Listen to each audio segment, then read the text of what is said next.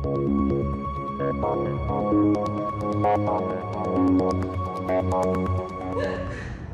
and welcome to another episode of Renee Ruth Music. I'm your co-host Fred Jackson, and I'm with the singer-songwriter. We're dipping into a new genre that we're going to talk about here, but I'm with Renee Ruth. That was like such a big deal. Singer-songwriter. She's used to the So look, I'm sitting next to some serious talent too. Because you ask anyone in this town who they want drumming for them, that's the name that comes out. Oh, that's because I get along with everybody. That also is true. Because that is also true. No, like Fred is like the most sought after drummer. And so yeah, I'm in some greatness. Own it, Fred. Hey, I am. Well, thank you. Oh man, well it's been a while since we've seen each other. We've been rolling. And no, I was out of town. You got sick. Yeah, I know. This summer. Out of town. We've been rolling with the kids. Summer styles. Yes, so. But anyway, how you doing? I'm good. You good? I'm good. We're finally moving into new producers. Yeah. So, we talked in the recent past. Right. About, John moving on to great things and me having to find new people to work with. Right. And Fred, this is me calling like, Fred, I don't know what to do. Fred's like, okay, Renee. So he's like, do you talk off the ledge? I'm like, yes, I do. Yeah. Talking off the ledge. So Fred's like, there's so many artists and they work with so many different producers and I'm kind of one of those people that like I'm so loyal, so I get like one person like we're gonna do this, and then when it doesn't happen, I'm like, so I had to with me, loving hip hop, I had to let her know that as an MC, not me as an MC, but hip hop artists, they don't use one producer. Someone like Jay-Z that I speak of all the time. You got Pharrell, got Dr. Dre, Primo, DJ Premier, Kanye, like he has all these producers that he uses, and then when you listen to the album, it's just not one type of sound, He's the constant as the voice. Right. And then it's these different vibes. Because certain producers brings out a different element. Yes. So now I'm listening to your music, and we've done the singer-songwriter. We did. We started there. We started there. He was on a djembe. Yeah. Keyboard. Yeah. And then we slowly transitioned to a cover band. So we were playing all top 40 live bands. And then we decided, well, let's go back to the original stuff but we don't want to do the singer-songwriter. So during the pandemic, I remember you calling me. It's like, yo, so I got an album. It's like, what? It's like, I've been over here drinking and hanging out at a pool. Yeah. He's like, what'd you do? How did you? What? First of all, were you 6 feet away? No. I wasn't even in the same Right. Yeah, exactly. But it's just one of the things where now you're into cinematic pop.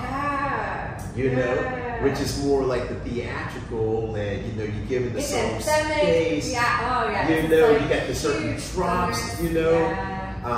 So now your latest.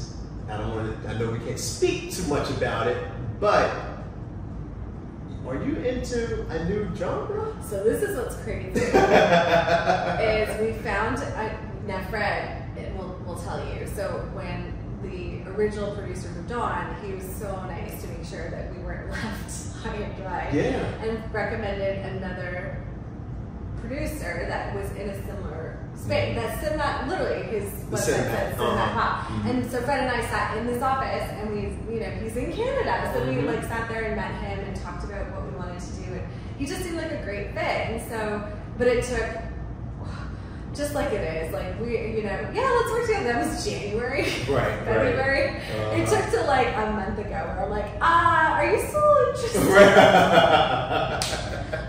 my life finally settled down enough to look at music again. So and I get this itch. I don't know if you know that feeling. Like I get the same itch about playing live. Like I get an itch, like, and I can't get it. And so like I get the itch to write again. So I was in here and I just watched Orange is the New Black, and I'm so late on that. And I couldn't. Well, that's what Netflix and Arrow. So that late, you know. I'm like in the middle of like a really stressful week, and I'm like, I have to veg. So I'm watching this, and this girl's on the show talking about how like it'll be okay, it'll be okay. Like literally one awful thing after another just keeps happening. We're gonna be okay. I'm like, how much work can you take? And so somehow that was in my head, and I came here and I just started in a chord progression. I was by myself, and I turned all the music on, and I started just playing and singing. And the song just happened. And so that's when I hit up the frame, and I'm like, do you still want to do this? I think I heard a song. So he sent his version of it. Remember, he sent his version of it to us, and we both were like, yes. Yeah, like it just, right. You know, there's still a learning curve for all of us, like getting comfortable with, you know. But yes, like he was in that same pocket that we just came from. Right. And so it was cool to have, you know, Fred kind of came in and was like, we're trying to send drum ideas, and you know, like, and that's the thing. It's kind of like dating with producers, like, you know, you get to know each other. Do you want to do this? And then when you finally do this, it's like you gotta hammer out each other's likes, dislikes, this whole process. And then once you get there, it's like you don't even think about it. Right? You just start moving through music. So we'll get there. But I also had someone else look at that song, and he's played with us forever. And so he was taking a stab at Samantha Papa. We know him in a very like EDM space, because that's what we were doing live. Actually, we were live looping, and like it was this really cool thing we started doing. And when I ended up with a brief that was referencing like Portishead and Massive Attack. And so if you've never heard of them, go look them up. They're from the 90s, and they were on a playlist of mine. They didn't have playlists back then.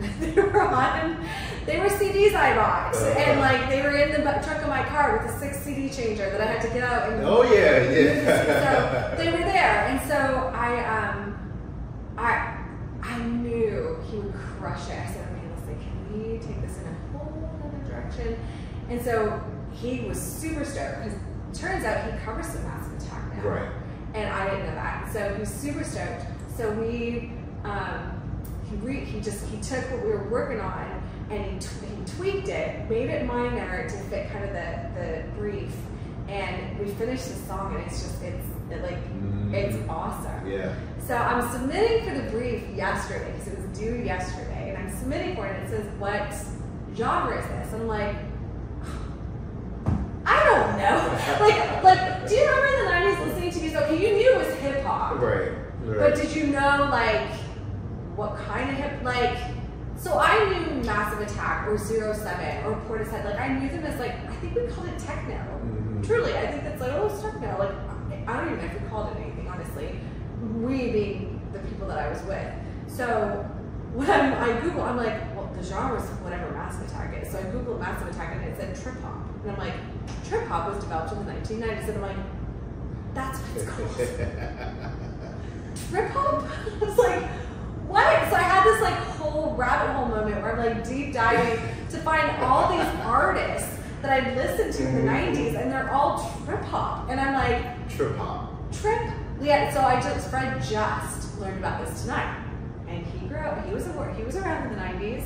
But I didn't know about trip hop. About trip hop. No. But you knew one of the artists. Yes. But now I'm interested in learning, like, why is it called trip hop? Trip hop, yeah. You know? It was developed in England. It was a British genre. But I didn't get much further than that. Like I wanted to so much more. I want to go back into it and find. Because it's like trip hop, there's got to be a hip hop element to it. Yeah. To be trip hop. Yeah. It said it was a mix of electronic, hip hop, like it listed like kind of the hybrids. Rap was in there, which I think is how Eminem got on that list for probably a couple of his stuff. But it's that low key, chill vibe, you know. But it's got kind of that cadence to it. So yeah, I mean, this really cool song got made out of it. Yeah. That Right. I like fingers crossed there's a major TV network that was looking for that. Yeah. So Yeah. it got pitched. So we'll see. Yeah. But yeah, I mean, we were just talking about the fact that like we didn't even know, like, cinematic pop. I can't even pick that as a genre when I'm uploading to iTunes. There's still like pop, jazz, rock, or like if, you know, hip hop. But if you were to take any of those genres, electronica, right? If you take any of those genres and you look them up, there's all these subgenres that have spun off and have become, you know, like house, deep house. Like they've become these other things, and it's like, why? So I know for us, the reason it became cinematic pop is because everything was so anthemic. Right. It was almost trailerized. Like everything we did, we could have put on like a Marvel movie. Right. And I'm like, what's the? So when I was thinking, I thought we came up with cinematic pop. Because when I was like, it's pop, but it's not like your traditional pop. And I said cinematic because of the whole idea of a trailer. Like, I kept getting told when I would play this stuff at sync conferences or for sync agencies or for, you know, oh, this sounds like it could be in a James Bond movie, or this sounds like and it sounded that way because when John and I sat down to decide what I wanted to write, I wanted big. Like I wanted people to feel, like I wanted you to get taken away by the music. Like I wanted it, but I didn't want it to be, I wanted it to have the EDM vibe, because that's what electron, like techno, that's what they do so good at, is that like, it is the great builds and then the breaks. Right. And that like, it's just this incredibly emotional experience, but I wanted it more mainstream. Like I wanted it something that most of the public could digest. And part of that came with the lyrics, because if you listen to kind of EDM or techno in that genre, it's very repetitive lyrics. Right. They're they're ambiguous in their meaning, which I love also. Like it's these phrases that could mean 1,000 things or nothing at all. And you know, where I wrote songs, like they had a story, they had, you know, I was a songwriter, and so I think when I took that and combined it with the other, it ended up in a space where it had that pop vibe there, like in Taylor Swift, Katy Perry, like that kind of thing, but it had this cinematic, so cinematic pop, and I thought, oh, I just came up with a new genre, and then his website said cinematic. I was like, what? Don't you love that? Like you think you've created something and you never, like 6 other people did it at the same time.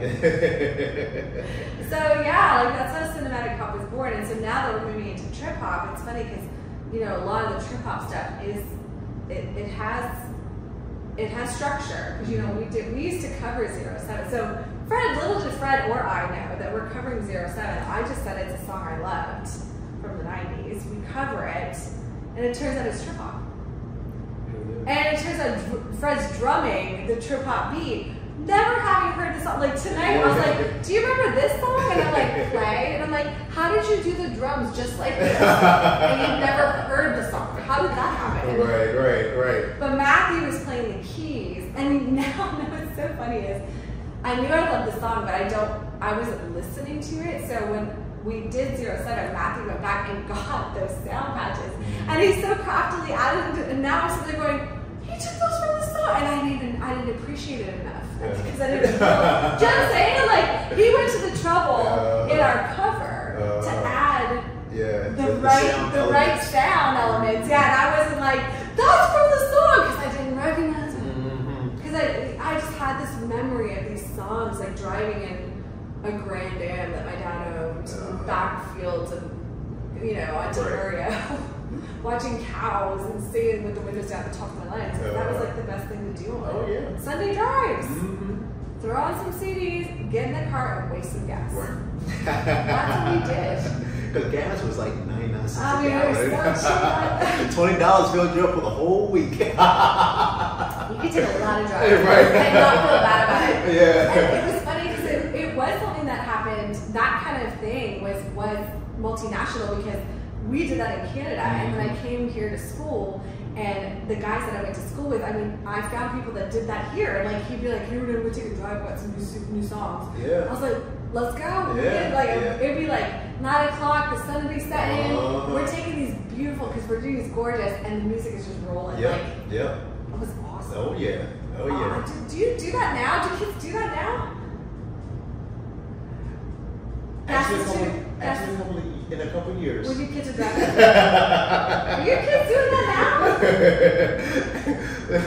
well, I will answer that question. We'll come back to 2 years from now. In 2027. We'll come back to you in 2026. Yeah. See, that's the cool thing too, is that like this culture with age, like there is that ageism thing is gone. Like they're just, people are just like, do you make good X? Right. Right. Do you, do you do X well? And that's really what, which is awesome, but the Gen Zs, that's really what they care about. Right, yeah. It's not what do you look like, or it's not that what the 90s did, which was very visual, The artistry was only half of what it needed to be. Right, right. Where like I think in the 50s and 60s, it was still about the artistry. Like it went like, when you look at the Beatles, they were some fugly dudes. Yeah. But I mean, they were endearing in their little way because of the music that they made and what they created. Yeah. So I think it's turned into that now too, which is good for us because we're not, it's good for us. Exactly. Yeah. Well, let me see what else we. Is that it? I think I ran through the whole thing. I believe question. that was it. Was that it? Oh, yeah. So we're gonna get. I told Fred he needs to dig back into his hip hop roots because when we met, you were hip hop, and I was a singer-songwriter. Yeah. And so he had to kind of bend a little. Oh yeah. To fit into my vibe. Yeah. I don't think I bended at all to fit into. Well, you're the artist. That's a little friend. You are the artist. You don't change. I'll adapt to you. Little did we know we had this genre that was happening with no clue. So yeah, check out trip hop. Yeah. And when you see, it's called Fire and Rain. That's the name of the song that I wrote. That's trip hop. Yeah. And so when you see that come up, man, it's a cool. I can't wait to play it. It's a cool. Get live. It's gonna be already got my ideas coming. I know you're over, man. The kids gonna tell like it's gonna be so cool. Yeah. Check. Look, we'll run some video footage of that. So stay tuned for that. Definitely. And we'll see you again next week. Thanks for joining us. Cheers.